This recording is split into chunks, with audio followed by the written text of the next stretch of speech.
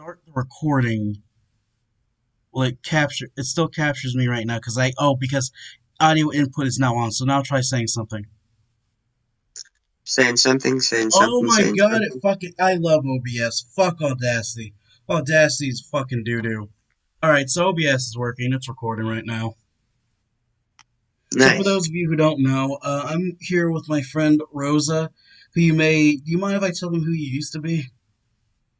Sure. Actually, no, don't. Alright, that's also cool.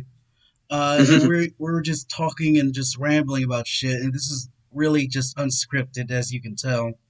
I don't know if you ever picked up when one of my videos are scripted or not, but we're just gonna ramble about various religions and faiths and all that. And ironically enough, this has nothing to do with my Rastafari video. Albeit I will say now, I think I now hate that video because I don't like how much of a half-assed research I did it. I may redo it in the future. I don't know after I rebrand the channel to a history channel. But yeah, so if you don't mind, Rosa, telling them what faith you partake in, then I'll tell them mine, and then we can move on from there and just talk about the history of religion and just the other aspects and different philosophies. All right. Um, okay, so I would say that I don't subscribe to any particular religious tradition or philosophy, but that my religious my religious practice goes in the direction of Canaanite polytheism on one hand, and on the other hand, uh, Semitic Gnosticism. And I'll talk about Gnosticism later, but that's just another thing that I've been interested in lately. So Canaanite polytheism being one of them, and Gnosticism. You mean Gnosticism, the one with the G?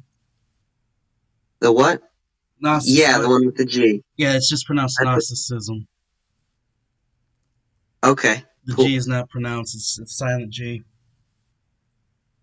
Yeah, but then okay, whatever. Fine. Yeah, Silent no, G. languages are weird. Uh, Languages are so weird. my faith is pretty much just Ifa. It's a Yoruba religion. I haven't really talked about it openly on this channel. I mentioned in my Rastafari video, like, oh, hey, I am, religious. I do partake in some things, but yada, yada, yada. But I never really explained what that is. It's basically a very decentralized religious group of people that have various beliefs. You may have heard of the Cuban variant known as Santeria or the Mm-hmm. Brazilian variant known as Candomblé, but I practice the original source that comes from like Nigeria and all that. So Nice. yeah, so it's basically just it's very oral oriented since there was nothing really written down, and given how it's always nothing was written down in West African society, and especially I believe if I'm correct, even in Niger Congo speaking societies in general, there is no need for just like holy books or whatever. So you hear different stories of different tales of the different Orisha and the god and all that. Yeah. You will also find that most people who practice Ifa tend to adapt over time, so they're never really truly quote unquote conservative or really traditionalist, since it's just always adapting with time and just really understanding that people choose wherever they want and not to be dogmatic about it, basically. I know this is like Yeah. really surprising hearing all this coming from a channel that usually talks politics, but as I said before, I'm trying to move away from that in the aspect of more of a history channel, and this does relate to history in a way. So, uh, I am the one who actually came up with this idea for this topic, as I told my friend Rosa when I was doing some chores outside the house, setting up the sprinkler for the front yard. I just kept on thinking about, my past and how I was in various servers on Discord and all that, learning about different faiths, different philosophies, and how they came to be, how they came into existence. I just found it interesting how in just basically in one part of the world, depending on their material conditions, can influence their lives in a way that will basically formulate their society.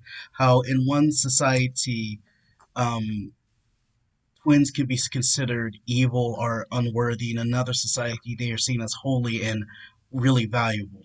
Things like that truly fascinate me. There's a reason why I did a video on, well, there's multiple reasons why I did a video on Rastafari, but the religion itself always fascinated me because it was different than what we were accustomed to growing up here in the West when it comes to, say, like the Abrahamic faiths.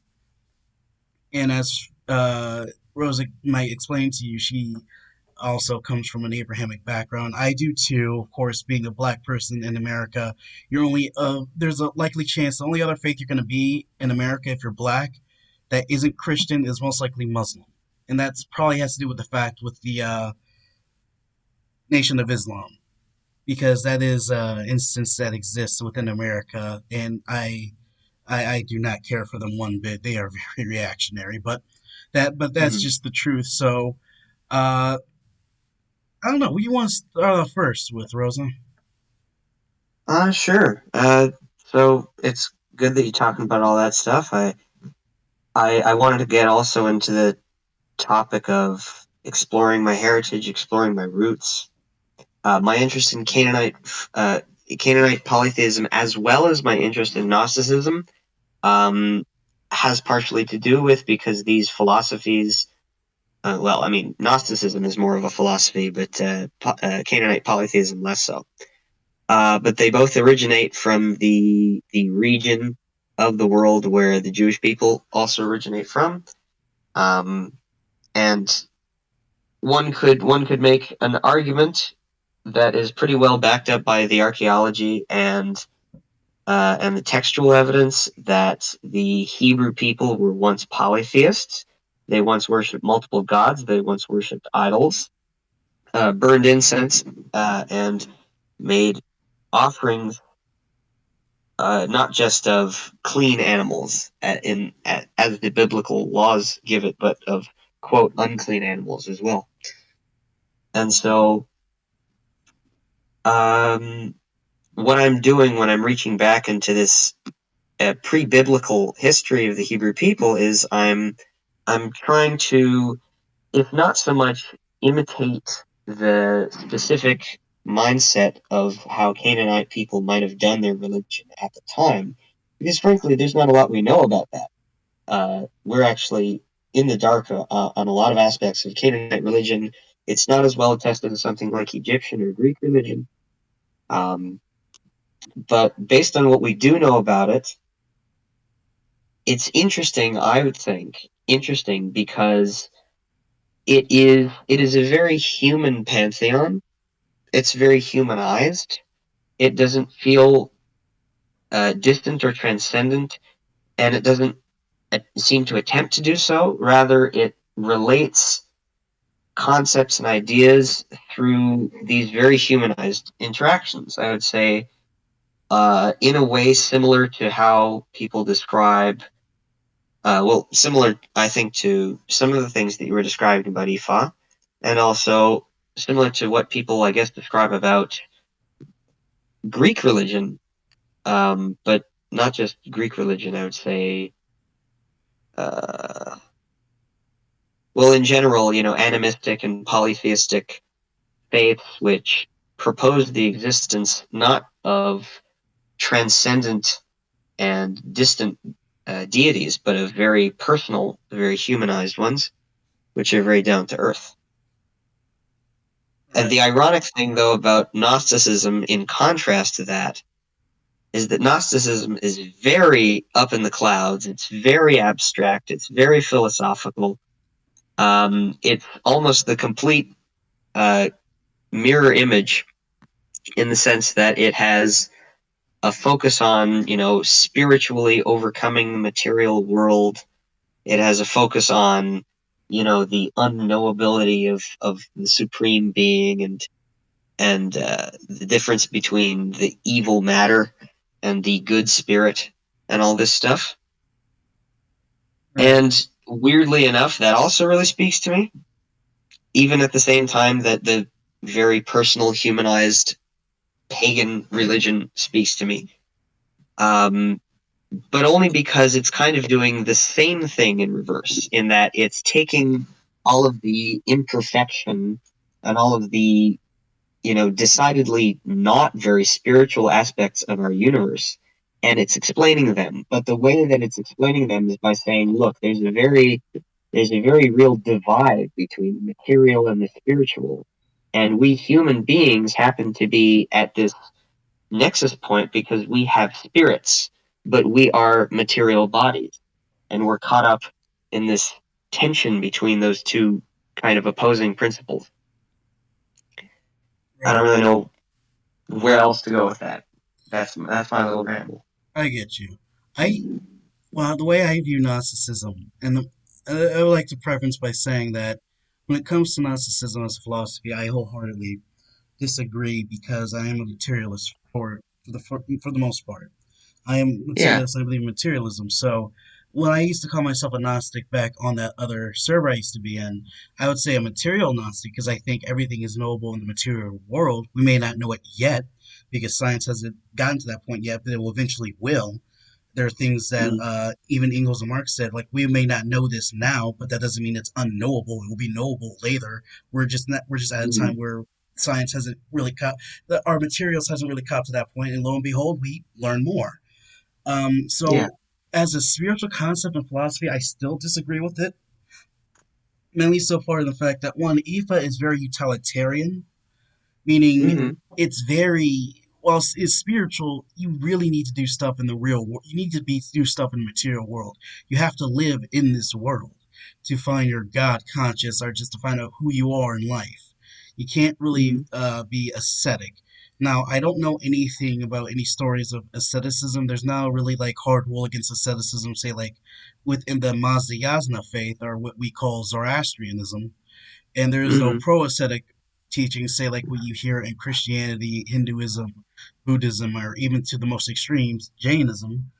Um, mm, but from the way I work with my faith, I often stick it up with Hinduism, and I agree with what people say, like Krishna say, which is selfless action, which means you can still participate in this world.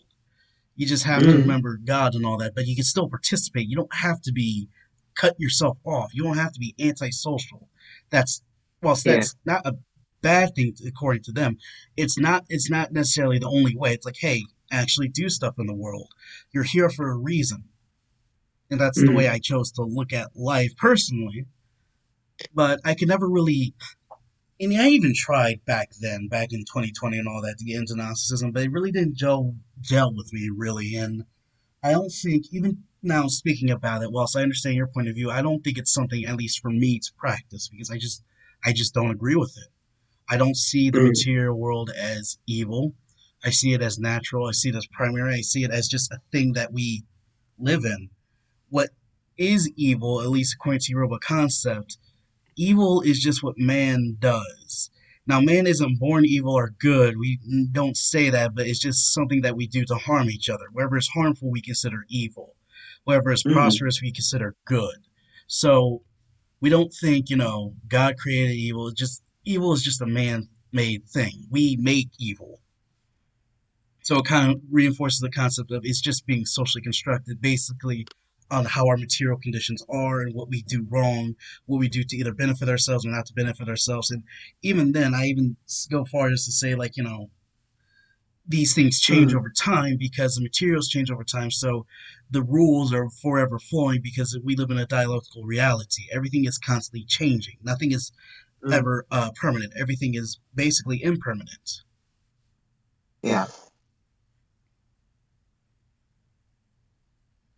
And I Mm, just find these aspects interesting because when I was in a server called Theology, and I'm never going back to that server either. Jesus Christ. oh, It was always fascinating to see people who are stuck to certain dogmas or just certain ideas of eternal truth compared to other faiths on there that weren't and that were not necessarily chill, but just more like they don't mind. And this, of course, varied from mm, person to person. And if anyone who's religious is listening to this, I'm not trying to offend you or be an asshole. I'm just saying from what I've seen. I'm not yeah. saying you're a piece of shit or anything like that. You're not. I'm just saying this is what I've observed, and I think there is some actually validity to it because if it's something you feel like is right, go for it. But I just argue that, as my Babalao taught me, don't believe in everything you hear. Also, don't be afraid, basically don't be afraid to question it. Don't be afraid to challenge it. I challenged some things in Yeah. IFA, like I heavily oppose the idea of polygamy being a legal thing within our faith. I don't agree with that. I oppose polygamy. Hmm. Yeah. So it's like it varies. So that's why I kind of want to start off with comparing. So comparing our faiths, Roselle, what would you say would be the main difference? Well, I'd say for one thing that you have. I'm pretty sure that there is an active and ongoing tradition of Ifa, right? Yes. Like you could go and speak to elders and learn from them and have like passed down knowledge. It's Yes. not quite so when it comes to my situation. I mean, there are a couple of little things that I actually did incorporate. For example, you know what a Hamsa is? No, I do not. A Hamsa is um let me just post one here. Er,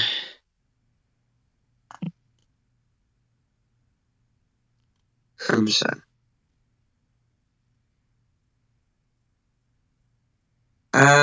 Like one of these. It's got the three fingers in the middle and the two on either side. Oh It's a yeah, hand. yeah, You know that? yeah. I'm gonna download that. Attempt to Yeah. download it because I hate. I swear to God, if it wasn't for communism, I would have been a fucking ant. I hate technology. There you go. Yeah. Yeah, I was actually into some of that shit when I was a kid because like I wasn't a teenager anyway.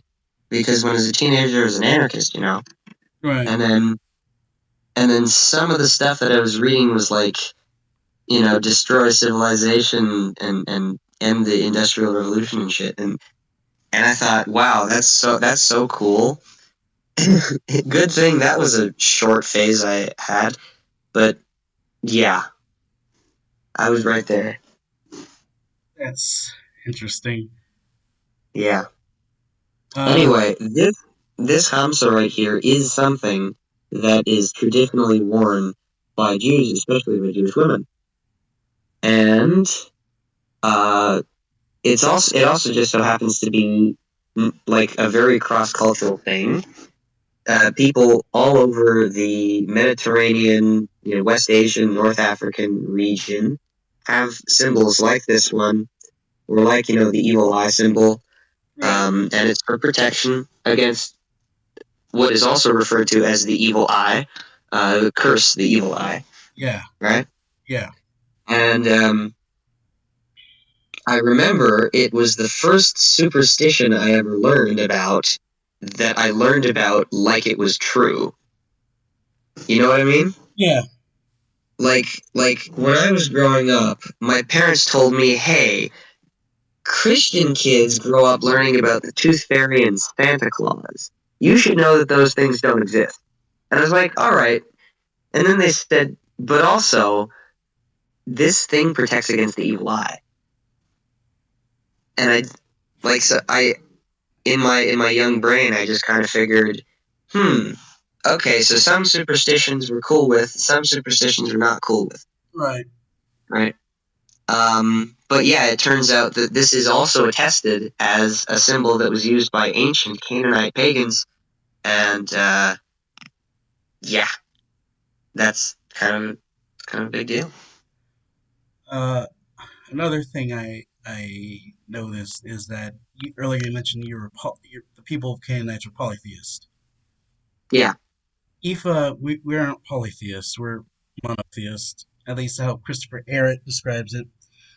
Christopher Arrett was actually my professor's professor. He taught him about African history, and Christopher Arrett Hmm. argued that when it comes to West African faiths, at least, we should not approach it the same way how we approach Christian faiths or Muslim faiths because they have a head god that they worship, or we do, but the other beings are just basically similar to that of Mazda Yazna or Zoroastrianism. Like there were other lower beings that you can pray to, but they aren't the true one God. And I can't really say that Um, even Zoroastrianism is monotheist because I've talked to Hami before, a Zoroastrian, and he said, they don't consider themselves monotheists at all. But in our faith, very monotheist. We believe in one God. We can't contact him. His name is Aludamare, but we can contact the Orisha that translates or gives the prayers to him, and he judges whether or not they should be delivered out. So, mhm. despite having multiple Orisha, they're basically just lower divinities. They're not really uh, the God themselves. So we're not really polytheists at all. We Well, do, that's however, interesting though, because it is still a similarity between that and the Canaanite religion.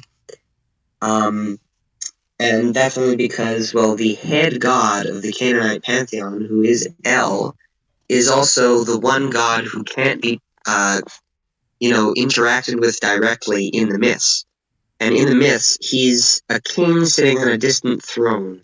And whenever anybody wants to petition him, they go through his wife first. They come to his wife, Ashera, who, by the way, is my own goddess of worship in my own case, and she's the middlewoman. She's there to convey the message.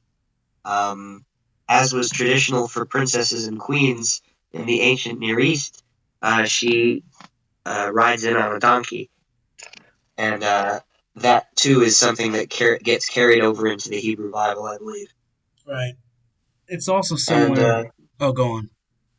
yeah, no. So just in general, that whole thing, it's yeah, there's Baal, who's kind of like the prince of the world, and he's a more direct god to whom the Canaanites more often prayed. He was a god of storms. There are various other gods in the pantheon. None of them, of course, have the same status as El, and El remains with us as the Hebrew word meaning God, like the common noun God, El. And aspects of El, as El existed in the Canaanite religion, were syncretized with aspects of Baal and syncretized also with Yahweh, which is the a name presumably for the national god of Israel, who later became a supreme god. Um, so our modern, call it monotheistic conception of God, kind of traces all the way back to this early Canaanite example, this El, uh, who's known as uh, who's known as the king of the gods, and who headed a council of gods to make decisions. Right. Yeah. It's also interesting because in one story, at least, when it comes to our prophet, Orunmila, when he was visiting Mm. Oludamare, he had to go through three people first, and it was Oludabare's daughters. Their names were Aburu, Aboye, Obushishe, and he had to say that first before talking to Oludamare.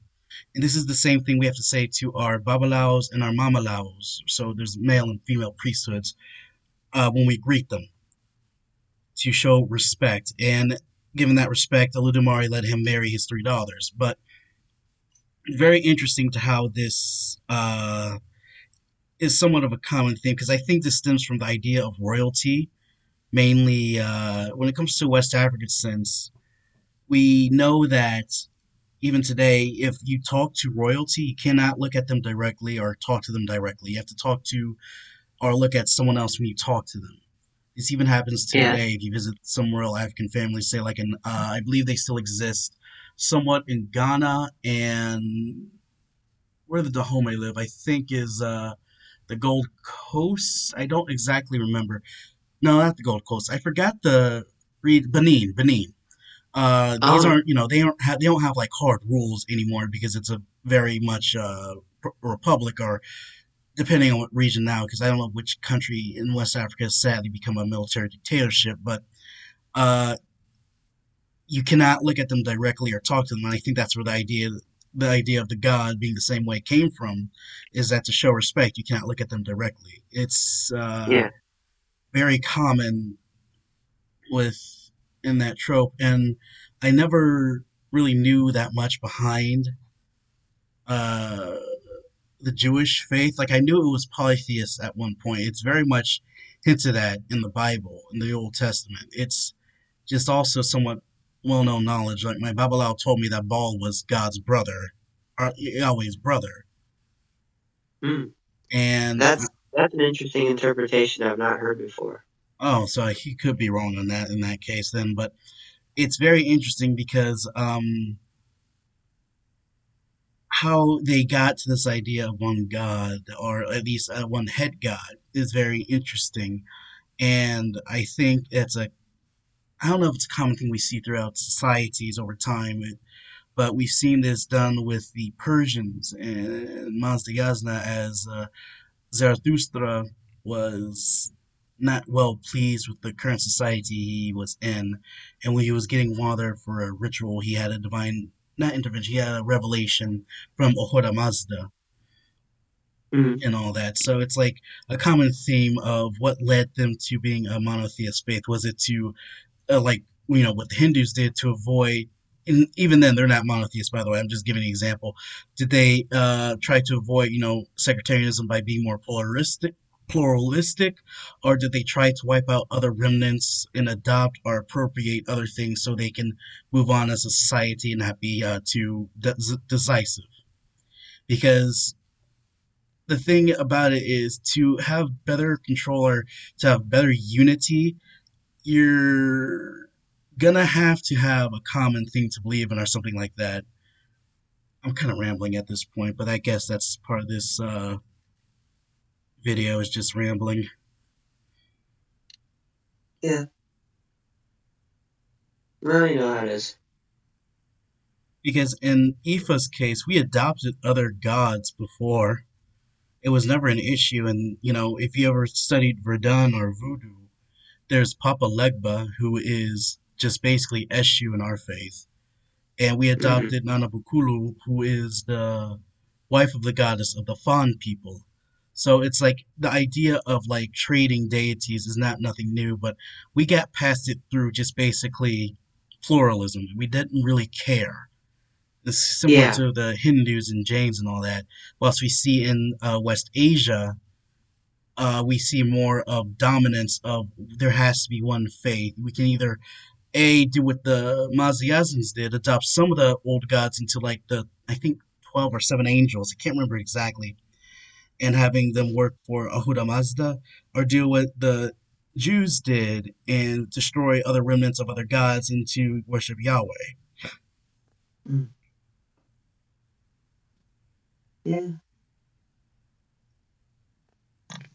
I mean, this was another big thing for me because it was what had put me off so much about my own religion. That's just the thing. That it, or well, when I say my own religion, I mean to say that it's the religion that Jews have, the Jewish religion, the one typical of us. But it was also the one that I was kind of raised in because I got sent to a Reform Jewish day school when I was young, and I've always, celebrated holidays with the family. I mean, we're not very practicing, very devout Jews, but as a family, I think we're very proud Jews. And in my parents, it just kind of manifests itself as rabid Zionism. But I mean, what can you do? In my case, I am proud, but it's an uneasy pride because it's a pride that's based on knowing that so much about Jewish history is ambiguous and morally weird, and nobody in that history is really a hero or a saint unless you choose to believe that they are. So, I look at the way that for example, in the Hebrew Bible itself, where polytheist practices are stamped out, where people worshiping other gods is considered, abominable, it's considered unacceptable, it's horrifying. And then knowing that that same attitude got kind of carried over into Christianity and Islam, which themselves happen to be the two largest religions in the world, and which for hundreds, for thousands of years, went around spreading the idea that polytheism and idolatry are so bad that we're going to go around and destroy your places of worship for it. Now, isn't that weird? Isn't that messed up to think Yeah, about? that's another thing that I find interesting because at least when it came to the Jewish people, it was mainly with their own people that they did this too. Because, Yeah. well, it was about clan, really. And because, as we learned in history, the Jewish people weren't really a proselytizing people. It was basically a faith you were born into. If you wanted to become Jewish or just wanted to follow the laws, you could become a nohide, which I don't think I can ever Or become. you can convert. Now, Huh? conversion's been in the community too since the Bible. Right, I The know. only thing is conversion is conversion is also considered like a dire like a dire decision, like a big thing. Like Yeah, most Gentiles aren't expected to convert, and if you do convert, it must be for a damn good reason, kind of. You right. I know? remember learning that in theology. It's like you can either convert or you just do nohide, which is a bit easier, but Um, I know for like, especially for Orthodox Jews, the rule is they deny you three different times. If you're really serious, by the fourth time, they'll accept you. But the Mm, faith wasn't really a proselytizing faith. Compare that yeah. to Christianity, which basically adopted most of its philosophy or appropriate most of it from the Greeks and the Romans, and the Muslims who also were very proselytizing, very universal, who had a more Aristotelian philosophy. It's very weird to see how a faith that originally did not support proselytization spawned two faiths that encouraged saving others, and each for different reasons, or at least for different philosophical reasons for within themselves. And that always baffled me because these aren't the only two religions to do this. The first religion to ever do this was Buddhism. That's a proselytizing religion, but at the same time, Buddhism isn't really forceful. It Well, was yeah, because Buddhism isn't a religion which finds itself excluding the other religions that the same people might practice. it's often So, if syncretized. you're spreading Buddhism in India, you don't have to tell people to stop praying to Hindu gods. And if you're spreading Buddhism in China, you don't have to tell people to stop praying to their ancestors, or to stop reading Confucian Analects or whatever. I mean, Buddhism, whatever it was that made other gods so unacceptable to Judaism, later to Christianity and Islam, just wasn't in Buddhism because that's not what Buddhism is about. Buddhism isn't even about the worship of any god. Right, it You just know? offers liberation. Same thing with Jainism, just offers liberation.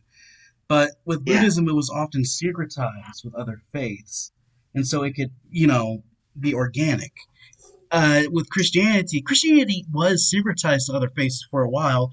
Like there's what we would call insular Christianity or Celtic Christianity. It was very syncretized with folk Celtic religions in the Anglo area, what later became United Kingdom and Great Britain area.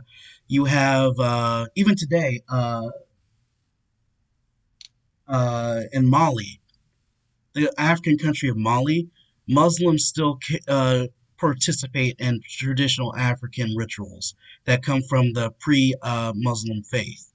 Like, Mm. I think one of them is called Dua, not Dua. So I need to look this up real quick because they do have some beliefs that stem from, uh, I wouldn't call it pagan, but it's very unique. Mm-hmm. Muslims in Mali history. It should probably also be known that Mali is also home to some of the Amazigh people, so like the Torres and the other Berber peoples. Mm. Religion, Mali, Dogon religion. Uh, was it Mali? Women, well, except for some Saudi women, Muslims. It mainly just probably. I remember it somewhere. I probably misremember it, but it wouldn't surprise me if they still use some Dogon tradition within Mali in Islam. because that was the Mhm. original faith, and they you still see aspects of certain traditional practices prior to Islam in certain areas, depending on where you go. You can also see it within Christianity, with like in Croatia or some parts in Eastern Europe, where they still have like Yeah. Not Celtic, that's ugh, pagan aspects within it. It never really dies out. Even with black Christians, if you notice some of the traditions we do, it comes from the fact that we try to remember where we came from when we were enslaved. It was how we worshiped our gods, it was how we celebrated ourselves. These things never really die, they just end up syncretizing whether we like it or not. But Yeah. the idea of totally wiping it out and replacing it with another faith is just nigh impossible, because it will always adopt something from it in order to be easily settled in. And again, I'm not trying to give any disrespect to Christians or Muslims listening to this. We're just naming stuff that how historical things have played out. Because I've learned things about Islam and African history that does not make it out, how Americans want to make it out to be, barbaric and all that. I actually learned beautiful things about Islam, especially in Africa, that is very just unique, and I would have never known because, well, we're not really taught African history. I was never taught about one of the oldest schools. I think it was the oldest university, Muslim university in Mali, and it was known for housing like debates and all that, but we were never really taught that. So I'm not saying you're a bad person for believing in this. I'm just saying that we're just noticing the historical trends of how these faiths played out. And that's another thing too I found interesting. Zoroastrianism was never really a proselytizing faith. Yeah, that's true. I'm not sure if you know this, but Cyrus the Great, who was king of Persia, was was actually referred to as Mashiach, which means anointed one, and which is the origin of the term Messiah. In the Bible, he was referred to as Mashiach, and he's apparently the only person to be referred to as Mashiach by name in the Bible. And the reason for this is because he conquered the empire of Babylon and overthrew it, and Judah became a Persian province. And when Judah became a Persian province, Cyrus said that the exile of the Jews was over, that they could go back and they could build their temple again. And um, so, so you, from the perspective of the Jews, the Persian Empire is a force for great religious toleration and religious pluralism. You know, uh, in general, this was the case. I mean, they because Babylon had a habit of stealing people's idols.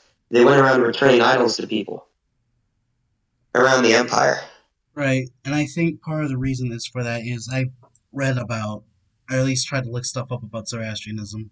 One thing is that some Zoroastrians, from what I've seen, believe the idea of if you already worship a god, that's what the Horde of Mazda wants for you to do, worship that god. I've seen Mm-hmm. back in theology when we were discussing the different types of theisms, henotheism, polytheism, panentheism. One of the words that I can't remember, it started with an M, it wasn't monotheism, basically was the idea of you worship one god, you think that's the real god, but you understand that other people are valid for worshiping their own god, and that's fine. And Hami said that's what he is. So I've always assumed that Zoroastrians were kind of like that they didn't really care about what others did per se, as long as they were just doing being good people, but they weren't Well, I really mean, that was also true of the Jews. yeah. That's just They the thing. It was the principle is, as long as you're moral people and as long as you don't break like seven rules, we don't really care what you believe in. But of course, the only problem with those seven rules is that they actually include monotheism and no idolatry, right. right? So it's Yeah. so it's kind of so it's kind of like it's tolerance, but it's tolerance uh, conditional, Well, because you know. Noahide is supposed to be basically the Gentiles saying, like, they recognize God, but they don't think they can uphold all the rules. So basically, just give them the seven rules of Noah, and then that's like reasonable at best because they seem Right. like reasonable rules to follow. Yeah, no, I mean, in general, they do. Um, no, but it's interesting because what was it? Well, I mean, you'll also notice in the books of prophecy, the book of Isaiah and so on, that although the general trend is toward non-intervention, the Jewish people want to keep to themselves and they want to be independent, but apart from that, they don't want to get involved in anybody's business. However, Book of Isaiah, especially, and a few of other prophecy books, have a lot to say about, God is the God of the whole world, which means, if you nations come down on Israel and you hurt us, well, this is what God's going to do to you. He's gonna, make it 10 times worse for you. And and this is especially relevant for the specific case of Israel, because Yeah, what you got to understand is that was right at the crossroads the whole world. So when Egypt started expanding its empire, one of the first places it went was the land of Canaan. Assyria went there too. Babylon went there too. Persia went there. Alexander the Great went there. The Romans went there. Everybody passed through at some point because it's a very valuable little spot. It's fertile. A lot of people can live there in relative comfort, and not to mention, it's an important trade hub because it's right between Europe, Asia, and Africa. Right. right. So everything about Jewish history is, we just so happen to have been promised really choice real estate by God. Yeah? Yeah, Really choice real estate. And now our whole history is going to be fighting to stay there and fighting to stay free while we're there because everybody wants a piece. it actually makes more sense in a material aspect to Yeah? see how that story came to be about, why the material reasons why that story exists, because of the fertile land and the resources there. Exactly. And now you understand just why something like Zionism can inspire such strong emotions with modern Jews. Um, Same kind of idea. Right. You know?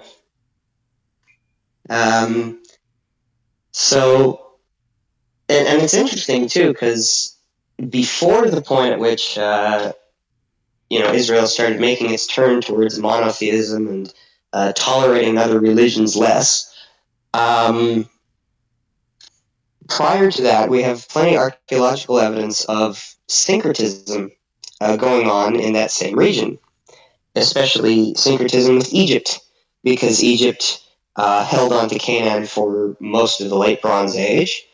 And so you will find Egyptian temples, Egyptian idols. You'll find also Canaanite gods making their way into Egypt, because there was a certain point at which there were Canaanites even ruling as pharaohs of Egypt. This was during the Second Intermediate Period, the Hyksos, what they were called. You know about this? No. No, this is just Egyptian history stuff that I've been reading about. But anyway, so you can also have a big understanding of why in say Book of Exodus, Book of Jeremiah, all through the Hebrew Bible, the theme of Egypt is a recurring one, because Egypt to the Jews represents slavery. It represents hardship. It represents foreign religion, and it represents decadence. And so, and there's all kinds of interesting ironies here too, because multiple times in the Hebrew Bible, when a famine occurs, people move to Egypt. This happens over and over. Or when some big upheaval occurs, people start uh, emigrating to Egypt to hang out there for like a few decades or a few generations. And it happens over and over in Jewish history.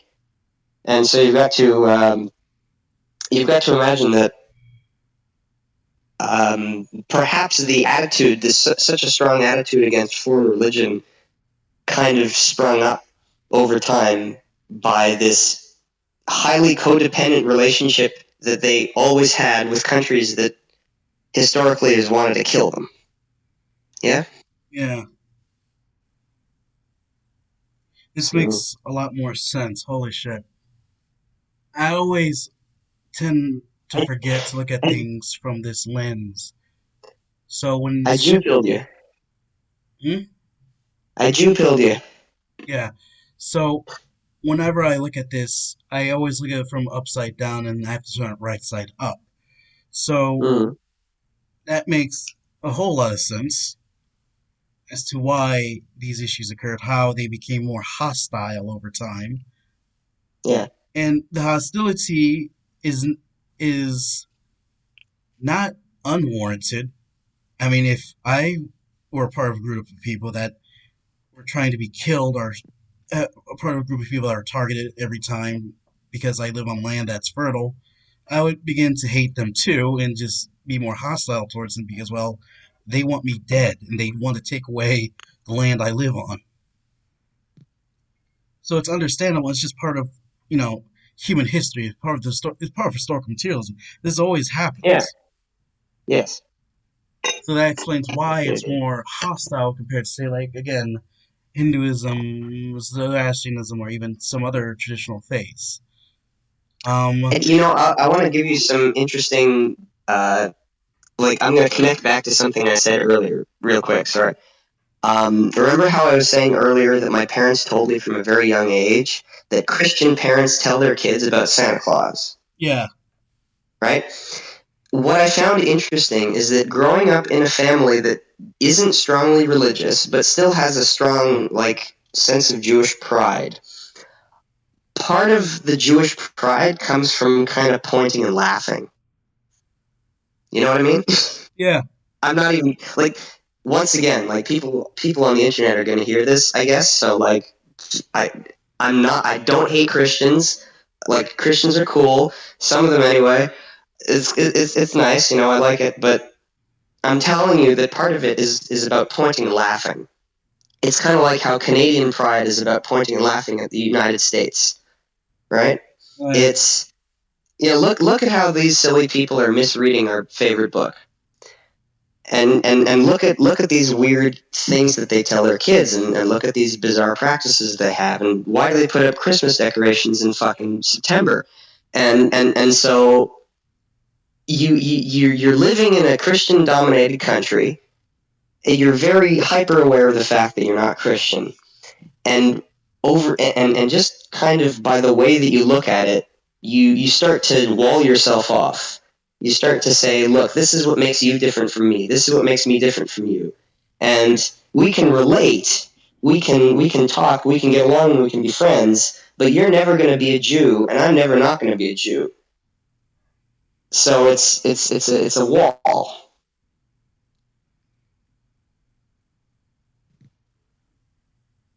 Yeah? Yeah, and it kind of gives rise. This is the thing that gives rise to reactionaries hating Jews too. Oh yeah. This is, of I mean, course, it's so strange. Like this little group of people in my town who don't go to my church and who speak with this odd accent, and whenever they're praying, they pray out of these little books with this eldritch looking fucking enchantment table script in it. I can't read that. What does it say? Does it say something that I shouldn't that I'm not supposed to know about? Right? Every little bit of separation, every divide also creates suspicion. right. And from what I've learned from my time on theology from the Jewish section of the channel, there are some rules that we could never learn as Gentiles because, well, as been explained to other people I've seen on there, saying to do so would actually be bad for them because that's like damning them basically, and they want to avoid that too. So it's like at the same time, don't teach them this because we don't want to curse them because we don't want them to have to live what we have to live through. Like we have a covenant, and if they don't have to take that covenant and they can still be rescued if they're good enough, then they shouldn't have to have that stress on them. Hmm. Yeah. What was the other thing? It was sorry, I lost my train of thought. There was something I was going to say. Uh, right. So no, you know what? If you can think of something to say, because I keep thinking. Yeah, I want to bring up because I've been trying to learn more about Hinduism, just Hinduism again, and I've been mentioning it a lot. Mm, So one of the things that I love to hang out on that server I used to be in was the Dharma section because it was so fascinating and the other only other chill place that existed. Um, it was very interesting to see how different traditions interacted with each other. And there are sometimes there's this one dude who went too far at some point and claiming you have to pray to Vishnu and not let's say like Shiva or Shiva's evil or something like that, which is so weird yeah. considering how Shiva isn't seen like that by other Vaishvites, Oh other God. Vishnu believers. Like I just found that hilarious. But I one of the interesting people that I've taken interest in are the Yagori, the Mm, people who do tantra in the left hand path. And the left hand path in tantra is so romanticized in the West that it's disgusting. Not because it glorifies what you think it glorifies, it's because it misrepresents what tantra really is. Tantra, for those of you who don't know, is basically the fastest way to liberation, but it's also the most dangerous way, and you need to have a teacher. It exists within Buddhism, it exists within Hinduism, it exists within Jainism, apparently. And from what I could ask of on Reddit, some people say, yeah, some Sikhs consider like, yeah, there are some tantric practices in Sikhism, but they're not supposed to do that because it's very distracting. So, one of the most well-known aspects of tantra is the idea of like ritualistic sex and all that. And the idea of ritualistic sex is to control yourself sexually, basically, to not basically be unfaithful or something like that. If I remember this correctly, but it's often so romanticized thanks to Westerners not understanding it. The idea of having ritualistic sex is something foreign to Abrahamic people. It's nothing that they're aware of, and they think it's, lewd, when in reality it's not. It's there mm, for a reason to help self control, basically. I Um, see. like you know the Kama Sutra, right? I know of it, although pretty much entirely through Western memes about it. So I've never like picked up a copy. Okay, so the Kama Sutra, only 10% of it is about sex. Uh huh. The rest of it isn't even about that. It's only sexual through spiritual means. So it's not encouraging people to sleep around. It's basically sharing the Mm, love you have. Because this stems from, I'm trying to remember correctly because it's been a while since I watched this video when I learned actually Tantra more in depth, is to have unity. It's like the unity that Shiva and Parvati have. Uh, mm, so when you basically have sex, you're supposed to see God. When you meditate upon dead bodies, like some of the Agori do, is to overcome your fear of death and to see God. When you smoke marijuana, as they do, it's a ritual by Shiva and you're not supposed to abuse it. It's sacred to Shiva because that's one thing he had to eat when he was trapped somewhere. I can't remember the story exactly, but you're not supposed to abuse it. It's very holy, it's very ritualistic. These aspects are to help you see God and gain a faster connection with God so you can attain moksha. Same thing with Buddhism. You want to attain enlightenment in one setting in one life, it's possible. That's why Vajrayana, or the Tibetan Buddhism and Mongolian Buddhism exist, is to get there faster, but it's often dangerous and you need a guru to help you. It's just the idea of Tantra has been demonized or overly romanticized by Westerners to the point where it's disgusting. The idea of the left hand path in this type of sense is very different than what we understand as the left hand path here. It's not evil, it's just much faster, it's more dangerous, but it's not really evil. They just do things unconventionally to attain moksha. That's the point. These are the people you will see put ash on themselves. These are the people that will sleep in horrendous conditions, and they're ascetics. You wouldn't think they're ascetics from the way they practice, but they are ascetics. And I've always been interested in that aspect of the left hand path in general because in Ifa, we don't have a quote unquote right hand or left hand path. But I can guess if I had to syncretize my faith, I could say Ifa is the left hand path of, I guess, Hinduism to some extent because we're not restricted in eating animals. We can eat cows. For fuck's sakes, we can even sacrifice dogs if we want the attention of Ogun. Now, damn. there's a historical reason behind that, at least a reason I think that exists, because the story is Ogun loved his dog, and when he died, he was not happy. So he'll pay attention to you if you sacrifice a dog. But we can, what I'm trying to say is we can do stuff that in traditional dharma, in the Satan dharma, which is known as Hinduism to us, you cannot. So I guess you can say this is my left hand path I chose because it feels more connected to my ancestors. So that's the idea of Tantra, is to get there faster in one lifetime. Now, of course, the major difference is that reincarnation to us is a good thing. We want to be reincarnated. It means we've done good. It means we can be born in the family again. To achieve, to me, what moksha means mainly, I guess, is to achieve ashe, to achieve God consciousness, to become an orisha, because humans can become orisha. Shango was a human, and he's an orisha. But yeah, that's just the thing. Like tantra is very interesting, very misunderstood, and should be studied more if you are like historically curious, or just curious about the society of it. It's not as what you think it is. What Westerners try to make you think it is. And I probably should talk about the whole dog thing because I may have thrown some people off. So I'm going to explain it to you how it was explained to me why the PCP used dog corpses down in Peru. Dogs can be seen as fucking pests in some countries or some regions because they can be rabid and kill children and kill livestock. So killing dogs in some cultures is not seen as a bad thing, compared to America where we basically romanticize the dog as man's best friend. Now, is it right to kill a dog in general? I don't think so. And I think that's part of reactionary just ritualism, and I will critique it. And that's one aspect I just don't agree with. But that's why it probably exists. That's probably why the need for it exists. So, I don't know. But it's usually an explanation for why these things happen. At least a material explanation why these things happen. Dogs, I know we love them. I know some of you guys who are listening to this, you love dogs, but in some areas they are pests and they are put down without a second thought. The world isn't just what you think it is. That's the subjective versus the objective. God, I love dialectics. That's another thing too. Depending on what creation story you believe in Ifa, it can either be dialectic or not.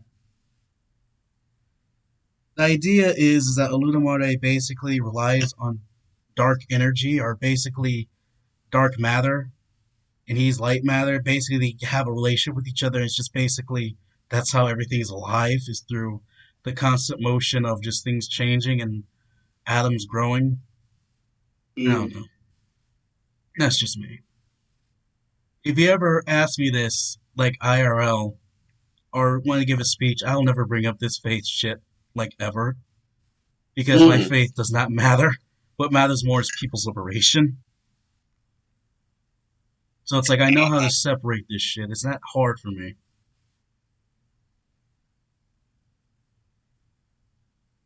But yeah, that's just one thing I kept on thinking of is the idea of Agordes and all that.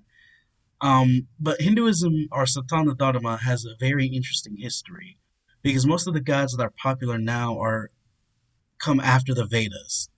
There is no mention of Vishnu or Shiva within the Vedas, if I remember correctly.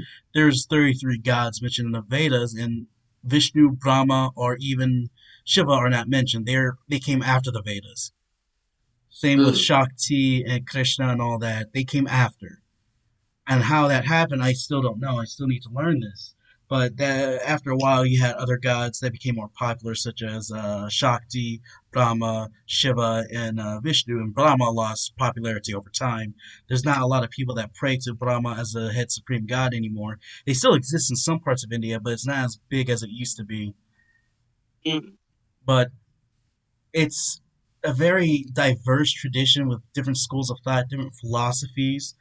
Um, and of course, it's also heavily influenced by class society as well. So the Manusmriti, which is the law book for Hindus, some of the Hindus don't really consider it canon to their faith because it was mainly most likely written by Brahmins because the idea of the caste system that we have now that's restricted, that's where it comes from. The Varnas, originally, you could move between Varnas. And the Varnas, you could be born of one Varna and transfer over to another Varna. because the idea of the Varna was we're all in a society, we all need to work together, so you need to know what you're good at and work in that field.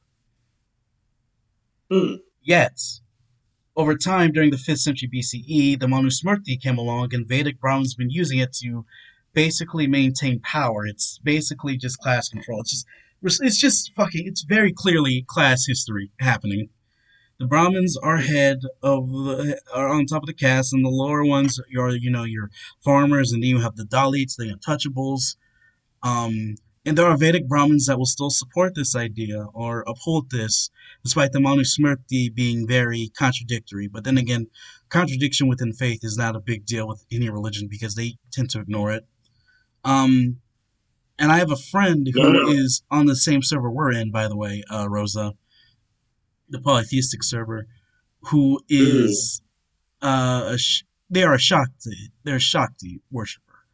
But as they Yeah. told me, all this just stems from class issues. It stems from historical class issues during the time in I don't know, I wouldn't call it medieval India, but just basically India in that time Hmm. during like the Roman Empire age. I don't know. The thing is that these things exist for a reason. The sexism exists for a reason. Like you can find there apparently from what he has told me there have been female rishis. But Hmm. over time, the male Brahmins managed to bar that off. And so you will see some people in that server that I used to be a part of will say, women can't be priests because it's against the Vedas and we can't abandon it for feelings or whatever. But, the idea of tradition is really stupid, in my opinion, Hmm. even if we I do mean, follow some form of tradition, because it constantly changes. For a tradition to be a tradition, it has to come from some form of change to begin with, which means it was a traditional yeah. at first. It's constantly just bullshit, to be honest. So, what I'm saying is that Hinduism is very complicated. It's not as black and white as you think it is. Now, when it comes to the BJP and the fascists, the Hindu Vata fascists, yeah, no, that's black and white. Fuck them. Kill them. I hate them. Actually, no, I can't say kill them on YouTube, but fuck them. They're horrible people. They're bullshit. They're just horrible people. They're bad people. Hmm. They're fascists. Fuck them. Hmm. Um, but when it comes to like a practitioner, it's more difficult. Depends on what school they believe in. Now, to be honest, I will be honest with you, as much as I love Satana Dharma and all its stories, its faith, and how I try to syncretize with it, I will not lie. When the Cultural Revolution comes to India, I would full fledged fucking support it. Because I think India really needs to be secular. Hmm. No, because that's the thing in India, Could you repeat that? You or I kind of. should really say, in the whole subcontinent, the problem is one of intense religious sectarianism on a level which I guess you could compare to something like Ireland or whatever, but you've also got to keep in mind it's a country with, what, a billion or more than a billion people in it? Yeah, with different ethnicities, different ethnic groups. Yeah. It's an incredibly complex situation, and for there to be any kind of unity on any level that would stamp out all this sectarian warring, which has caused so much suffering and death, pointless. Um, well, you need to bring people around something other than their religion. You need to develop a secular Indian identity, and I don't know if there is a secular Indian I identity. don't think there is. There's definitely different nationalities within the country that need to deal with, but they can do what the Soviets did, is have like a united republic and try to work off of that with each republic within India having its own culture and then trying to over time unify by tearing down old cultural norms to unify on a bigger scale. Hmm. Yeah. Autonomous regions like China did. This is just a weird conversation. It's like hearing two Marxists talk about religion who are also religious themselves must be like very confusing to Yeah. people and just very Oh yeah. and some of them were kind of get mad in the comments like you can't be this, you can't be that. Like, oh, for one, fuck you. I Mm. can do whatever the fuck I want. I'm sick of being anxious all the time and just being told no or just this and that. Like I still want to fight for the revolution, so fuck off, please. Just Hmm. I don't care. Kiss my black ass. Eat it. Yeah. But It's just a topic that always interests me. And some of these religions I am very critical of, but I still understand why people believe them. I think it's the thing is that it will religion itself will eventually die out, but Hmm. the beliefs of set of these things will still somewhat remain, not on a grander scale. They'll be so minor, but the idea of like organized faith will eventually die out because it will become more unpopular over time. Like, hey, did you know in Mongolia there's like a lot of atheists? Well, yeah, I guess there. I mean, there would be bound to be a lot of atheists. I bet. Yeah, because they used to be a Soviet republic, or not part of the Soviet republic, because they used to be a socialist As state. socialist people. Yeah. Like there's like the Although set, it's kind of interesting. like yeah, I think they're the Yeah. majority, or they're the second after Buddhist. I don't remember which order. Hmm. Yeah. Um, it's interesting because have you ever seen that jumping horse poster from 1920s Mongolia? The jumping what? Jumping horse. No. There's a poster from 1920s Mongolia. Let me see.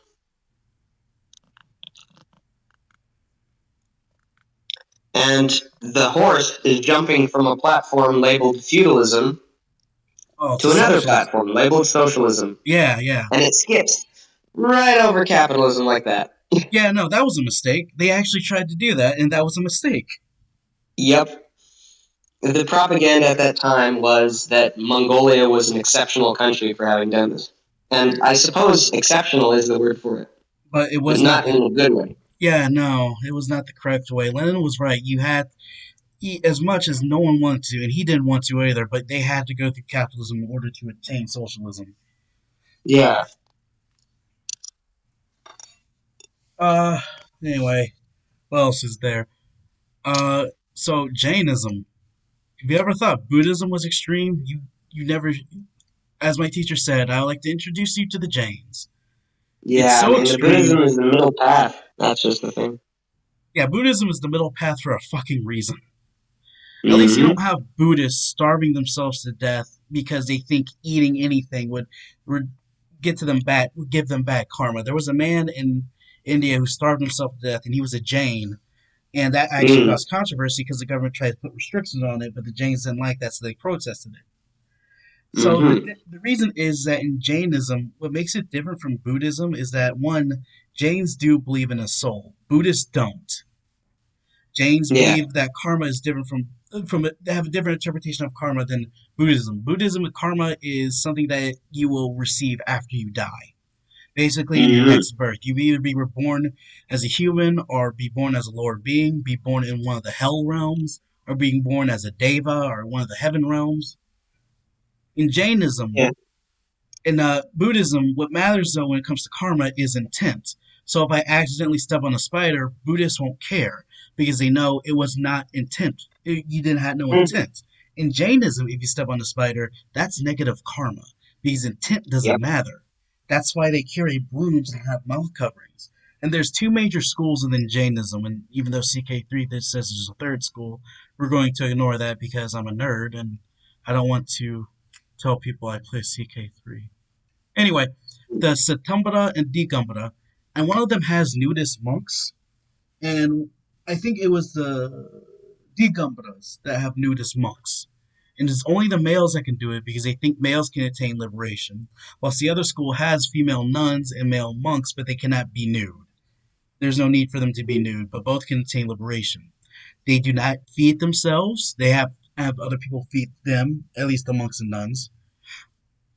Um, They believe in the Tankaras, the 24 teachers, the last one being Mahavara, who came Mm. before Siddhartha Gautama, so this came before Buddhism.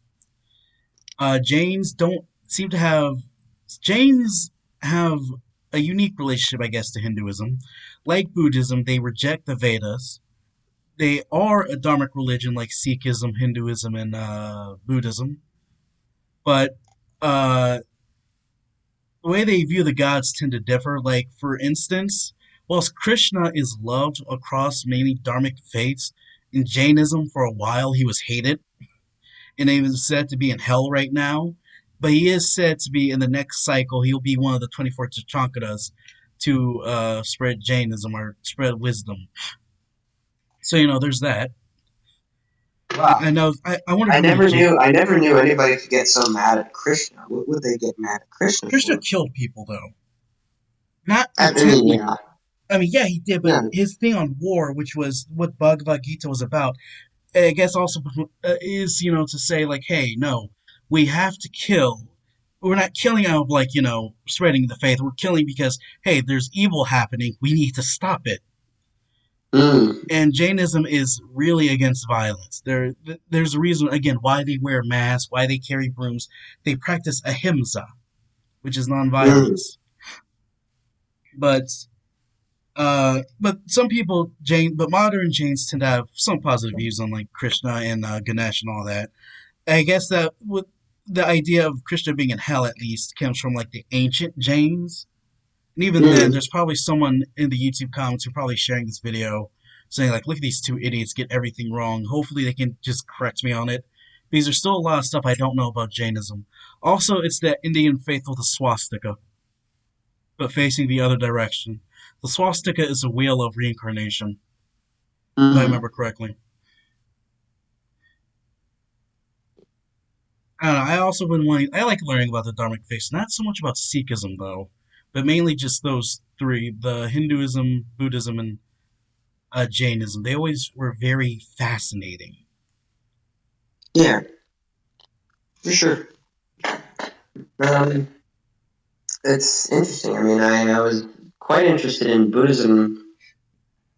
Back in 2018, I was actually wondering if maybe I could become a monk, which in retrospect seemed like a bad idea for somebody as fun loving and hedonistic as I know myself to be. Um, but I mean, I actually did attend a temple, a small, like it was a little temple actually in a industrial park in Scarborough, Ontario, which is as industrial kinds of places get. Yeah, And it's funny, I'm walking down this road with what is it, business complexes on one side or the other. Finally, I get to this one industrial park, and there's a little bowl of food sitting next to the ravine that the monk who runs the place left out for the animals to eat. Uh, And it's just this tiny little. I mean, the size of the place, it's really just a hole in the wall. It was me and the monk there, and nobody else. But it's got all these paintings and all these banners and idols and images of the Buddha. And he moved here all the way from I was about to say Tibet. That's right. okay, so it's most likely part of Vajrayana, which is still under Mayahana, but some people consider it to be like a third school, so it's a mainly Tantra-like school, possibly. Yeah, no, and it was interesting to me because, well, partly because of the claim that one could achieve enlightenment in one lifetime, Yeah, that's Tantra. and I feel like I haven't had enough lifetimes behind me to prepare. So I mean, I don't know. Maybe I'm just a very impatient person, but Milarepa attained I enlightenment in one lifetime, and he was a murderer. yeah, that's true. By the way, if you guys like romantic stuff or like poetry or something like that, I suggest checking out the songs 100,000 Poems by Milarepa. He was a Indian or Tibetan Buddhist who was a murderer, and he gave everything up to to attain enlightenment in one lifetime, and he like renounced everything they had done prior. So it's very interesting. Mm, nice. I actually attend on Zoom a Buddhist thing, a Tibetan Buddhist thing, and that's located in the most dangerous part of town in Memphis. But I attend the Zoom calls there, and it's very interesting. The guy who is a very well known Tibetan monk, apparently, who wrote some books, uh, it's very just interesting, I guess, because Vajrayana, the way it's syncretized with the Bon faith of the Tibetan people, even synchronized with the Mongolian, I guess, Tingris faith, is very unique. So it's always something that interested me, I guess. Other than that, it was Zen that mainly interested me. Mm, Which Zen is just basically, or Chan as it known as in China, is just it's just Taoism but with Buddhism. That's literally all it is. You gain inspiration from Taoism, so it deals with a lot of contradictions, and that's kind of the point, is to still the mind. mm. Uh, yeah, there's one other thing I want to talk about. Um, oh, did you ever watch my Rastafari video? Oh, I did watch. Yeah, mm, What do you impressive think? stuff. I like. No, of course, it's always nice to hear you get all that research out. And Yeah, no, I'm gonna be real with y'all, and it's very shameful of me, but I made sure I only chose what to put in the script based on what had links, at least sources to it. I just read the Wikipedia page and only chose to put in what had sources to it. If it didn't have a source, it wasn't going in the script. The only thing that that's came good. That's rigorous. the only thing that didn't come from the script that I remember offhand was the Rita Marley story of how rumors of Rastafarians kidnapping children. That came from her book. Mm. I remember reading that and being interested in how such rumors spread about the Rastas. Ah, But yeah, ah, there's like a lot of African influence within Rastafari, you can tell. Marijuana, on the other hand, isn't as African, at least not West African. Marijuana was founded in like northern Africa and southern Africa, but when it comes to like West Africa, it wasn't a thing. It, of mm, course, got adopted, I guess, later because you have people in Nigeria smoking it, even though it's illegal. There's still bars that mm. allow it. But I do it for religious practices. I get high for religious practices, but it's very interesting to see how that came to be in Jamaica, considering the fact that most of the people in Jamaica are either descendants from the Akan people or fuck, what was the other people? Hold on. It's in my script. They're either descendants from the Akan people, which are from West Africa, because that's mainly where all the slaves came from.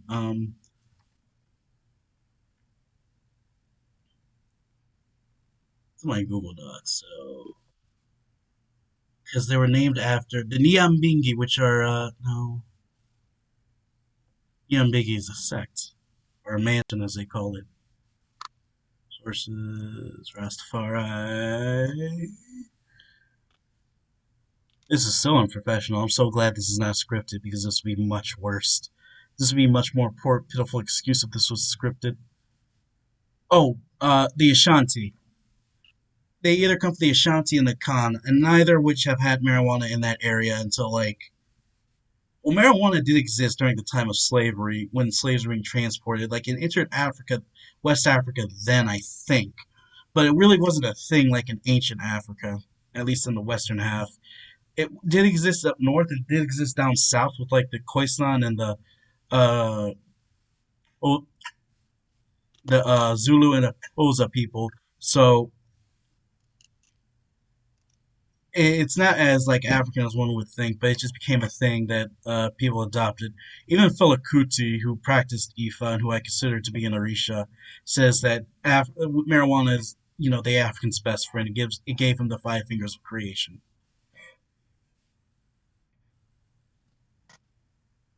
And I know, and one of the reasons I brought that marijuana thing up is mainly because what I've been dealing with in the past is that the idea of drugs when we talk about it as Marxists is not well understood, I would argue.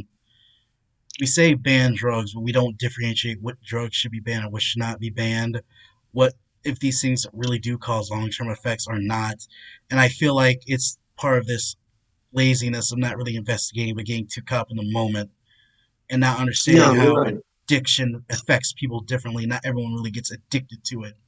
And it just Well, pisses it's me off. exactly about being caught up in the moment because I'll tell you that when it comes to anti-drug policy on the part of communists, the best way I've heard it put is this is a party policy that applies to cadres. So if you want to be a communist cadre, you have a certain standard you need to live up to. Requires that you be sober, at least at the very bare minimum, sober during work hours, Yeah, whatever that's why those I've always hours are, argued too. right? But then it doesn't go on to answer the question, okay, how should drug use be handled in a socialist state, post-revolutionary war, but pre-transition to communism? What's the policy? What do you do? How do you apply the mass line? And interestingly, I think this also is related to another thing you and I talked about earlier, which is bodily autonomy, right? And the ability to do with one's body as one pleases. And I first talked about how that's relevant for trans medicine and disability medicine, but I mean, you can see how that's also really relevant when it comes to something like drugs, which drugs should be legal or illegal, and how does one obtain them. Right. I'm trying to look back at what our friend said. I'm not going to say her name just for the sake of privacy. Uh, Yeah, she says that, medical needs should be taken from a dialectical materials perspective, first and foremost, and has to engage with both the experience of patients as well as with the knowledge and wisdom that doctors have. In a common society, we naturally tend towards progress, both socially and technologically. This means that medicine goes beyond the need to achieve a certain quota and becomes entirely based on helping people. Because now we won't have doctors and nurses who are overworked, underpaid, so on and so forth. I really like this part, the idea of like autonomy and she said are they're both the same quote unquote inalienable rights or standards that need to be upheld, but does not discuss the material basis of what is being discussed. Hospitals, medicine, healthcare, even into the whole things of trans rights and disability rights must be discussed from a material basis when approaching socialism and communism. But as we do exist in a society in which democracy is not a thing and has never been, we can only argue from this perspective and fight on the side of democracy. We fight for the rights of all and fight to keep it that way. It's what the Black Panthers did. They respected and understood the call to democracy and democratic rights. It is especially necessary to stab the proletarian revolution if there is to be socialism. Lenin was a huge proponent of socialism's democratic power and its true democratic power. The dictatorship of the proletariat will be leading hand of democracy in its truest form, democracy run by the proletariat. The fights of the people must be grasped violently, or we are fighting for nothing. So I guess the same could be applied to when it comes to drug use too. Like it needs to be from a materialist and dialectical standpoint. It's just from what I've been talking to other comrades, they usually have a very ironically religious standpoint of it and not very dialectical or very well understood because it has been really well researched depending on what drug we're talking about. I've met comrades who are like don't mind drug use, at least when it comes to say like mushrooms, LSD, or marijuana. I've met comrades that oppose it, and for various reasons. I've seen scientific studies that at least support the idea that the whilst it can be addicted, I don't think it should be banned or will ever be banned, but should be approached and supported by moderation. And as for cadre, I always said, I'm one of those people who would always argue if you're on the job, don't get high, don't get drunk, don't do anything fucking stupid when you're on the fucking job. It's that simple. It's not that hard. But Mm-hmm. people have an issue when it comes to, I guess, feeling good or not understanding how addiction works or how it affects different people, how things affect people differently, and that we shouldn't focus on how it affects us personally or how we see things from a subjective viewpoint, saying we understand this, but I only understand this from a subjective viewpoint of what I've observed, not objectively from the research that has been done or the serious investigation that's been carried out. Because I've heard arguments like, oh, this is just petite bourgeois hedonism. Like, no, no, that's stupid. But it's very complicated, and it's just one of those things that I always don't want to talk about when it comes to other comrades because they kind of act really religious about it, in my opinion. They come off as religious, and I just find that severely ironic. It's like moderation is the key to everything, in my opinion.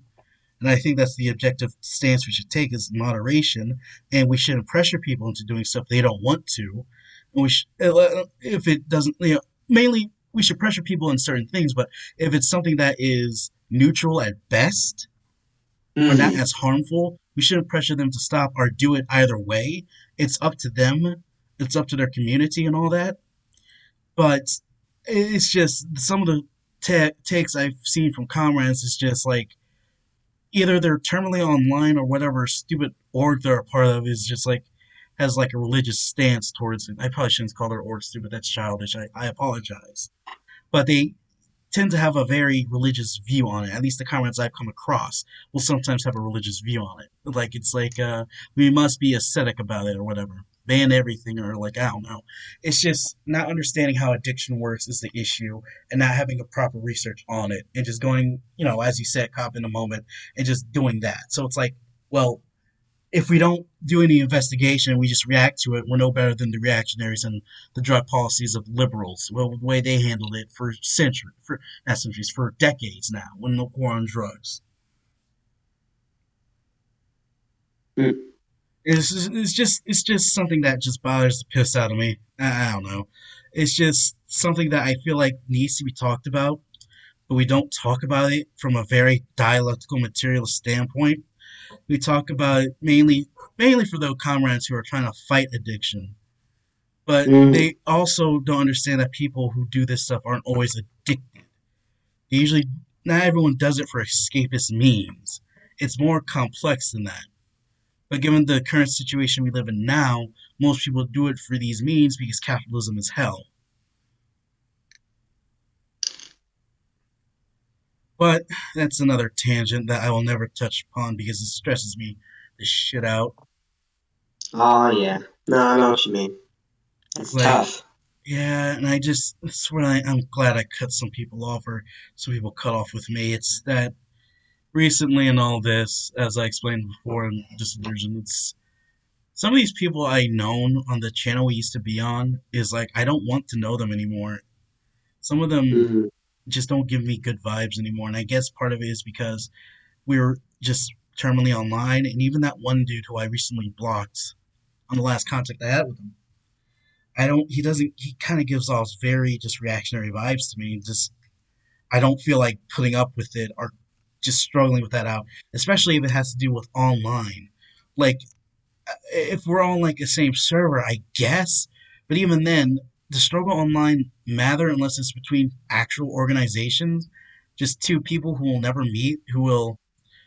I don't know. I guess that's something the future will answer for me, or whatever, or commenters, or whatever will say. It doesn't matter to me. I'm glad. I think I made the right choice in blocking him because he had like a very. He was anti it pull, but to the point where it's like he was obsessed with the point of like, hey, we need to put the workers first. Like I would keep on saying, yes, I agree, I support this, but he felt like he had to tell me that we need to do this because I guess he doesn't like the idea of like talking about queer issues and stuff, and he also had the curse take of like queer issues don't matter. Like not everyone, like first world workers don't really care about queer issues. It's like I mean, sort of, kind of, but also no. I don't know. I'm just glad I cut ties with him. And I know this is talking behind their back, but and I apologize for that. It's unbecoming of me, but it's at this point, it's like fuck. There's some things I just don't care about anymore. Like I already signed up to a new org and shit, so I'm more worried about that actually working with the community than fucking just with people online who I'll never meet. Well, I mean, I'm glad you're getting back into it and all that stuff. So long as you feel good about what you're doing. Yeah. And I'm not really sure personally how I could do the same. It's just that what is it? But I have been getting out more specifically. Like I have been meeting people in real life and building friendships in real life, and without even trying to focus on politics more, being more involved with real life people in real life gives you the different perspective, right? It kind of drags you out of the terminal and online shit. It Mm. it lets you get a sense of what's going on in the street. Right.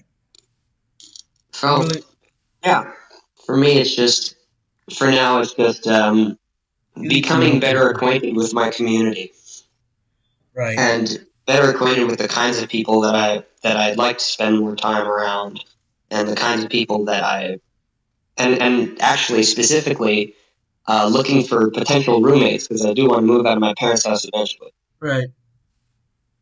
Yeah, That also reminds me of one thing, and I don't know how people are going to listen this far in because we've been recording over an hour. Um, yeah. I suggest to people out there to join local orgs rather than national orgs, mainly for the fact that at least when it comes to, from what my friend and I have seen of the national orgs, so the Maoist orgs that are national, at least in the West. So this excludes stuff like India, Peru, and even Philippines.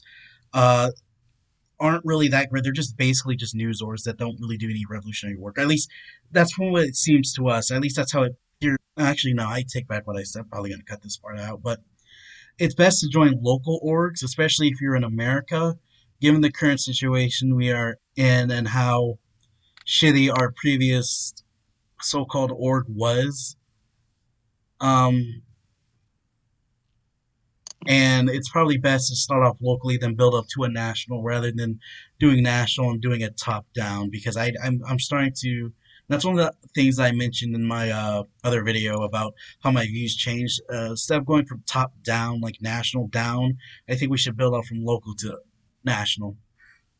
Mm, Because the way how news orgs worked here, and what my friend and I have been saying, like certain orgs that exist in other Western countries, is that as far as we know, they don't do much in terms mm, other than like report and just do protests. And this is good. They should report and do protest, but they're not like setting up community things or setting up some form of basis or teaching people this and that. At least as far as we know. If they are, then ignore everything that I just said. But when it comes to America, I can speak of that with certainty, especially with one of my friends who was part of the recently defunct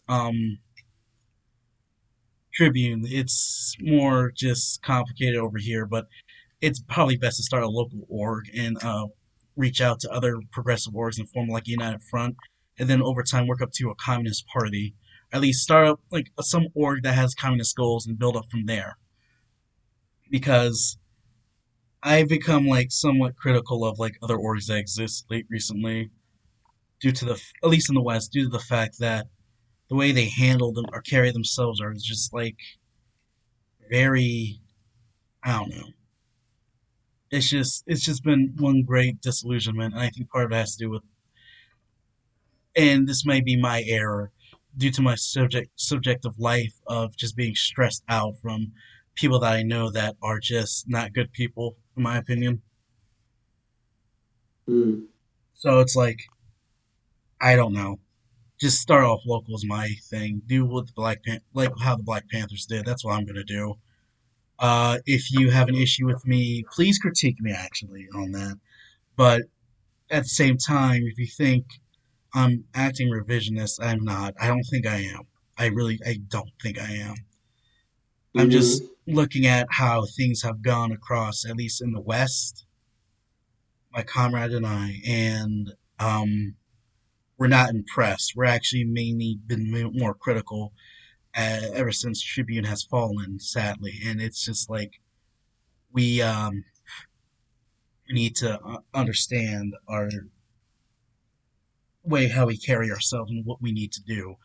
Like having actual bases on the ground rather than just posting signs anywhere and thinking that's real work, or reporting information and thinking that's real revolutionary work. Or if you're just doing that, you're just another newspaper, really. Um, Protest is another thing that's fun and all, but it's not the only thing. It's a good beginner thing, but it should be still moving on beyond that. And again, if these are orgs that do stuff like this in secretly, in that case, ignore what I just said, because this is also coming from some form of ignorance as well. I will admit, but at the same time, at least try to do something. Don't be Yeah. afraid to like question or criticize the higher ups. Don't don't do it for splittist reasons, but understand that you have the right to critique them. Don't be a blind follow like I've seen other Yeah. people. So it's like I'm just like done with it. I'm done with the whole idea. I agree with what my friend said that in the Western world, at least in general, the proletariat doesn't care for people like Gonzalo. And this is not to Mm. say he was incorrect. This dude he was correct. He is one of my favorite philosophers, and I still uphold him. I still uphold him as a revolutionary.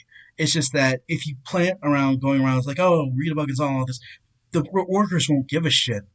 You have to actually talk to them about what their issues is and build up from there. Talk to them about Marx and then work your way up. Or just talking about this and that. Because if you just place things about Gonzalo, posters or things like that, try to split pamphlets, the workers won't give a shit. They don't know who that is. You have to earn their trust first. And I know that may sound blasphemous to some of you motherfuckers, but that's just how it is. And part of this is just Mm. my frustration. But at the same time, I guess history. I don't want to sound like Castro. I fucking hate Castro. History will absolve me, I guess, or at least will tell if I'm correct or not. And if I'm incorrect, I fully uphold it, and I will make a self criticism. I just want what's best for the people and everyone. I'm sick of this romanticization that our comrades been having of the past, of Stalin, of Mao, and not really moving forward. I'm sick of the idea of the stereotypical romanticization of the heavy iron worker and ignoring the not feudal workers, the farmers, ignoring the smaller workers who are also struggling. Mm. These are some things we're going to have to combat. And again, if this sounds revisionist, I don't think it does. It's just that we probably need to reevaluate some things. But hey, I guess that's just me. Again, time will tell. We got really away from the topic. Let's talk about voodoo. Talk to me about voodoo, please. So voodoo, or verdun as it originates from the fawn, is very unique. I don't want to call it witchcraft because I understand in Ifa we can't do witchcraft, but what we do people might consider witchcraft.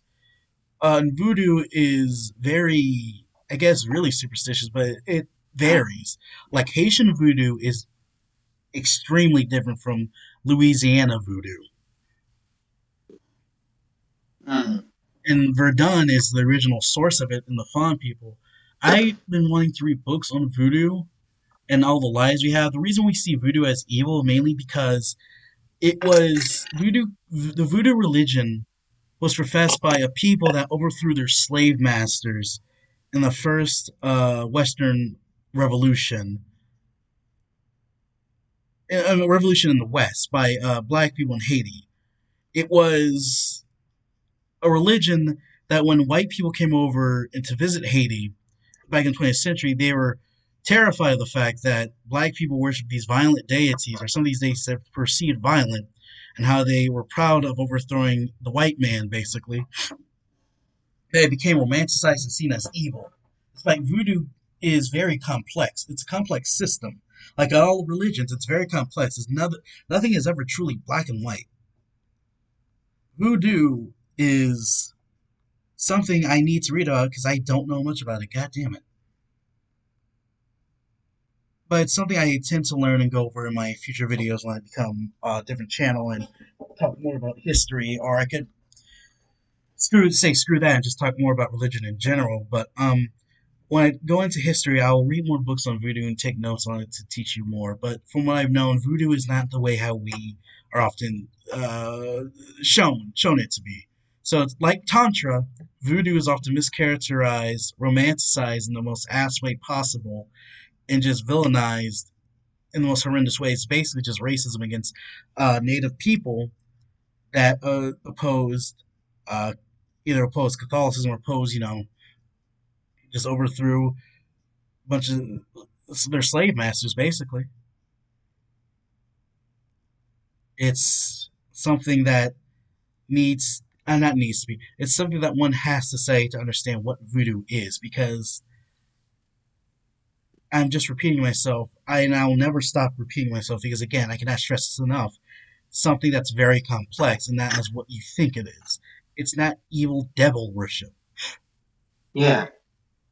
No, I mean it's a real shame because there's so much in the way of good anthropology and fascinating things that we could learn about the cultures of the world that actually we can't learn about, or else it's going to be a lot more difficult to learn about for the simple reason that the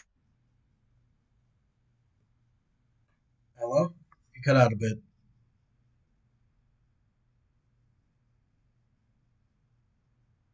Hold on, tag. It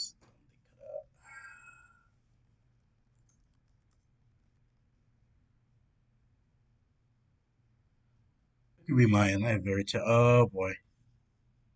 Nope, it's my end. I love shitty internet.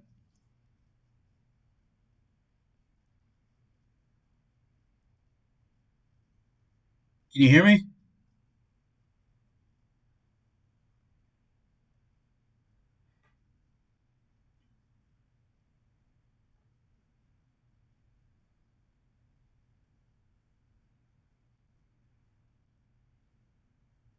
Oh no, the audio.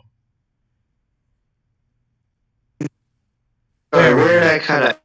Basically, you're saying how we can't study some of these things because Sorry, I where did I cut out? basically you're saying how we can't study some of these things because I'm guessing some of these traditions are closed off. No, that's not what I was talking about at all. I'm saying these are things that we can't study because they got fucked up. Like the first person to, the first European to ever discover the existence of something, immediately decided that it was stupid and replaced it with something else. You know, um, religions get destroyed, cultures get destroyed, entire concepts, entire systems of belief vanish off the face of the earth because colonialism decides that it's not white enough. Doesn't that just Colonialism is infuriate? different. Because I'll tell you something, when the Portuguese first arrived, they were the first ones to truly discover Africa under, that wasn't Muslim, that non-Muslim parts of Africa. The first Europeans discovered the non-Muslim parts of Africa. They actually Yeah, had good relations with the so-called pagans. Some of them converted to their faith, some of them married them.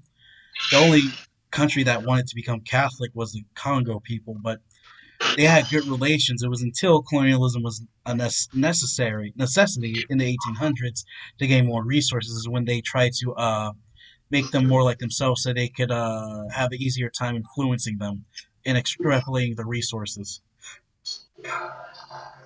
yeah. So, oh, and it's interesting too. So what you're telling me specifically about sub-Saharan Africa is that up until the 1800s, there wasn't nearly as much of a need for colonization, which is why so little of that stuff actually went on, Yeah, right? no, yeah, exactly. Because the only places that were really colonized was South Africa, because that was being settled prior to the 1800s, and And parts the of North western Africa, North Africa. So, also the western coast, I would say, was because that's where the slave trade had its whole nexus on the right, western coast.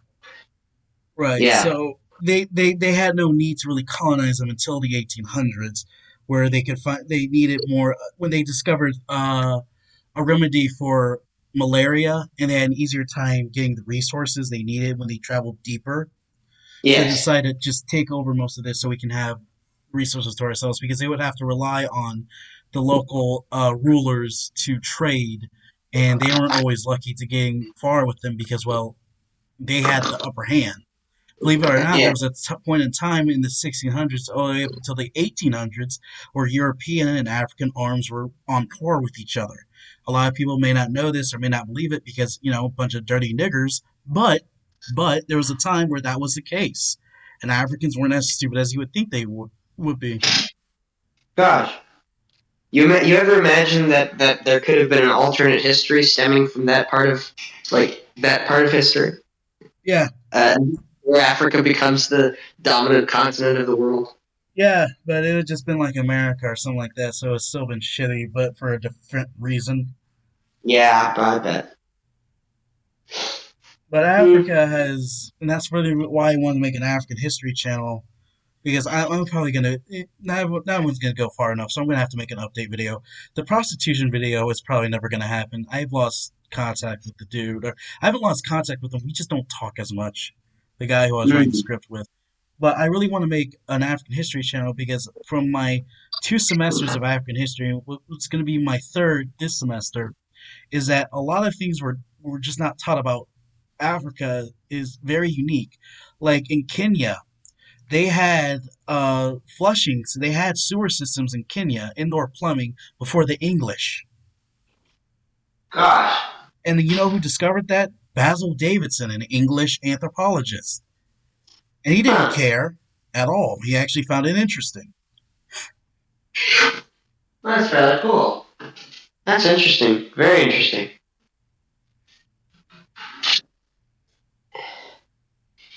And do you know how old exactly the plumbing in Kenya was? No, so that time, I guess that was this. When was plumbing in England? It had to be the 1600s or something like that, because Kenya then was a it was basically just Greece, but different. They didn't war with each other because they were all Islamic and they had no reason to, as Islam tends to say, don't fight a war over religion, basically. Yeah. They often traded a lot, and let's see here, plumbing in England. So I'm guessing this was in the 1600s, around the 1600s.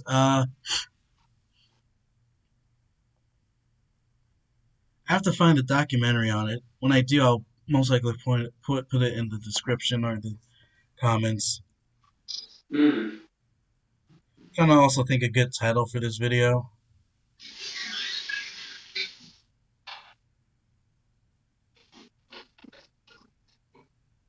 So it's I, like, you know what a title should be for this video? I was just put like religious ramblings or whatever. yeah. Yeah. Religious ramblings. Pretty much. All right. By the way, not I don't know how many people make it this far, and I don't know if you even care, Rosa, but the character who I named myself after, Bakura 98, the guy who created Bakura in the whole series of Yu-Gi-Oh was found dead yesterday. No kidding. Yeah, in Okinawa, he has found in his snorkeling gear. They're trying to investigate what the cause of death was, but it was most likely accidental drowning, I'm guessing. But yeah, he died. They found him dead yesterday, and they suspect that he's been dead for a couple of days. Gosh. Shame So to go out that. yeah, because I used to want to be a Let's player, and I really loved Yu-Gi-Oh. So it's just sad to hear that he's no longer with us. Yeah. I mean, not that this is something I'm particularly interested in or know anything about, but it's always sad to hear about.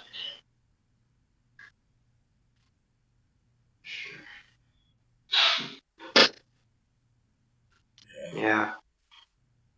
Unless there's anything else you want to chat about, we could wrap it up here. Yeah, that'd probably be best. Thank you for everyone if you made it this far. If you made it this far, comment "Big Dongs Are Us." Actually, no, don't do that. Um, just comment "Viva," just comment "Viva Mao Zedong Thought" if you made it this far. Yeah. I think that works. Viva Mao Zedong thought. Right. But you gotta use the Wade Giles romanization. You've gotta spell it TSE-TUNG, or else it doesn't make any sense. I don't know which ones are. What do you think? Which one do you think is better?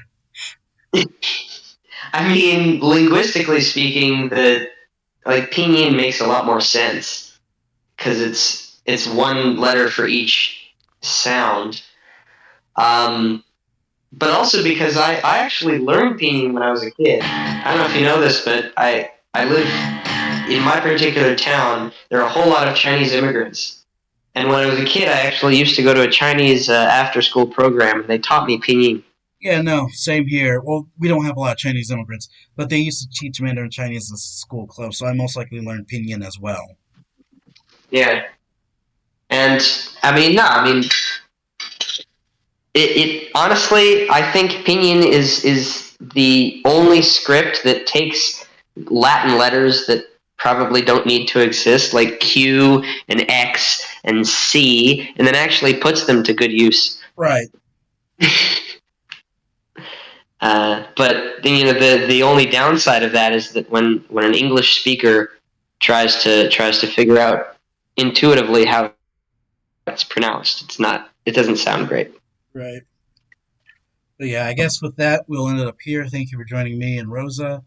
This is, I guess, Mouse98, who will now later become known as Africa 98. I'll change my name whenever I feel like it on the Right. YouTube channel, probably sooner than later. Uh, Peace. I hope you enjoyed the video. Peace out.